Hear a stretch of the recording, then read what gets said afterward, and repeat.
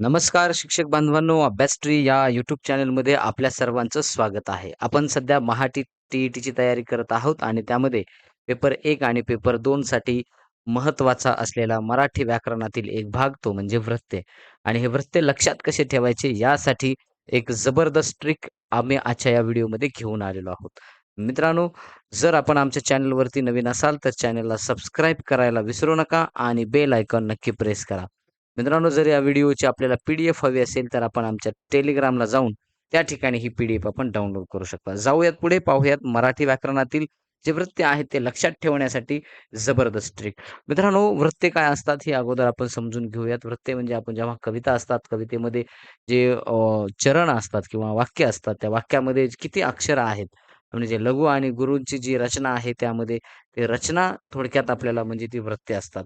आता मग बघा, आपण आजच्या या व्हिडिओमध्ये ज्यावेळेला हे वृत्ते लक्षात ठेवण्यासाठी जी ट्रिक वापरत आहोत, हे आपण पुस्तकी नियम थोडक्यात बाजूला ठेवून आपण परीक्षेत उत्तर कसं ओळखायचं याच्यावर आपण आज थोडक्यात फोकस करणार आहोत. आता सगळ्यात महत्त्वाचं म्हणजे की टी-ई-टीमध्ये वृत्त ओळखण्यासाठी आपण अक्षरे मोजण्याची ट्रिक आपण आजच्या ह्याच्यात वापरूयात. मग आपण 3 या स्टेप आहेत ह्या लक्षात ठेवूयात, की नेमकं आता ट्रिक पहिली आहे सरळ-सरळ फक्त ओळीतील अक्षर आपण मोजायचे आहेत. आता हे लक्षात ठेवण्यासाठी कवितेची ओळ दिसली, की त्यात गणांचा विचार न करता आपण फक्त अक्षरे मोजायची. मग आता अक्षरांच्या संख्येवरून वृत्त आपल्याला लगेच ओळखता येत असतात.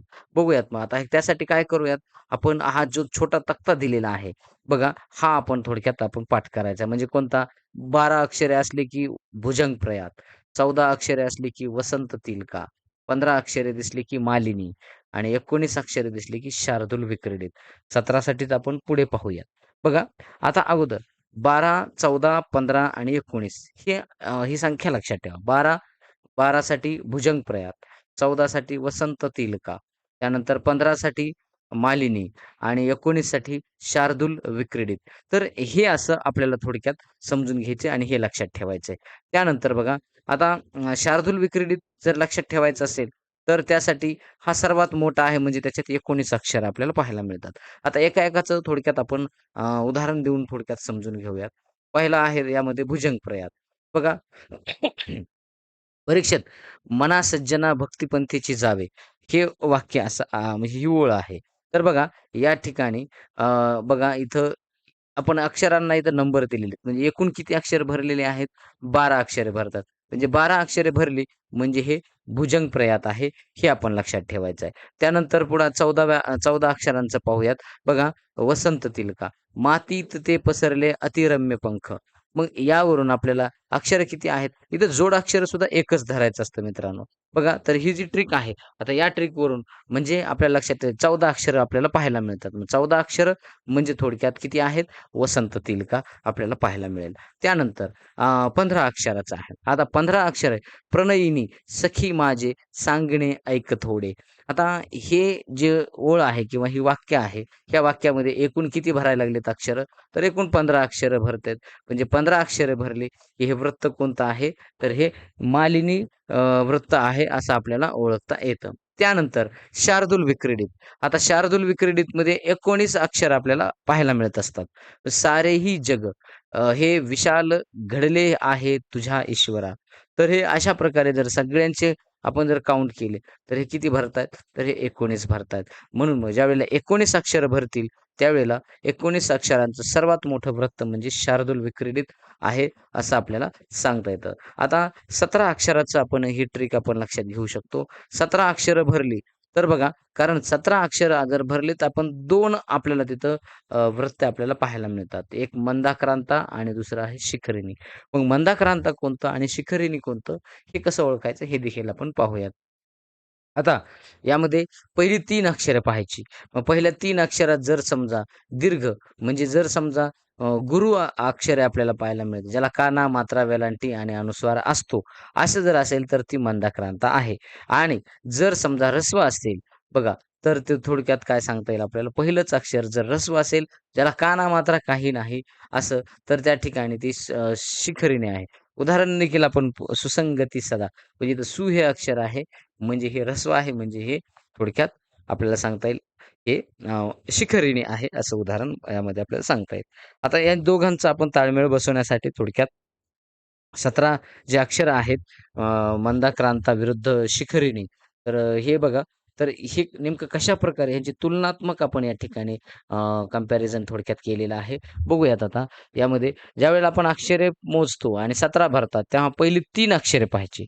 पहिल्या 3 अक्षरात आपल्याला लक्षात येईल, की 17 अक्षर बघा शिखरिणी म्हणजे सुरुवात जर समजा आपण वरही पाहिलेलं आहे, की ऱ्हस्व यानं जर झाली, ऱ्हस्व मग तर त्यावेळेला इथं उदाहरण आपण पाहिलं होतं सुसंगती सदा म्हणजे सु आहे आणि 17 अक्षर आहेत म्हणजे ही शिखरिणी आहे. बघा आता हे म्हणून मग आता आपल्या लक्षात येईल. त्यानंतर बघा आपल्याला मंदाक्रांत आपण पाहूयात. आता मंदाक्रांतमध्ये अक्षरे 17च असणार, पण सुरुवात जर मोठ्या अक्षराने जर झालेली असेल, काळे काळे ढग नभामध्ये दाटले आज सारे. आता याच्यामध्ये मग का, का जे आहे हे थोडक्यात काय आहे, हे दीर्घ आहे. म्हणजे काना मात्रा वगैरे आहे. म्हणून मग त्यावेळेला पहिलं अक्षर, पहिले 3 अक्षरापैकी जर पहिलं अक्षरच जर आपल्याला दीर्घ पाहायला मिळालं, तर ते मंदाक्रांत आहे. म्हणून मग पहिली तिन्ही अक्षरे मोठीच आहेत, हे आपल्याला लक्षात येईल. म्हणजे सुरुवात मोठ्या अक्षराने झाली, म्हणजे हे मंदाक्रांता वृत्त आहे, हे आपण लक्षात ठेवायचे. ज्यावेळेला आपण परीक्षेला जाऊ, त्यावेळेला एवढं जरी लक्षात ठेवलं, 12 भुजंग, 14 वसंत, 15 मालिनी, 19 शार्दूल, 17 लहान शिखरिणी आणि म्हणजे थोडक्यात ऱ्हस्व आणि दीर्घ आणि मग 17 मंदाक्रांता.